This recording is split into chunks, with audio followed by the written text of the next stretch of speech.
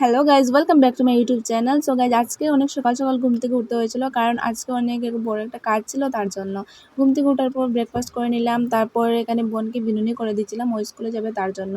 আর ভাইয়ের বোন চলে গেল স্কুলে। আর এখানে দেখো পিহু কী করছিল। যাই হোক, তারপর স্নান টান করে আমি আর আমার মা চলে যাচ্ছিলাম মন্দিরে। আজ ছিল সোমবার, আর তোমরা তো সবাই জানো যে সোমবারে মহাদেবের পুজো হয়। তার জন্য আমি আমার মা চলে যাচ্ছিলাম শিব মন্দিরে। আর আমি বুঝতেই পারিনি যে আমার সাথে এত বড় একটা ঘটনা ঘটে যাবে, আমার নেলসটাই ভেঙে যাবে।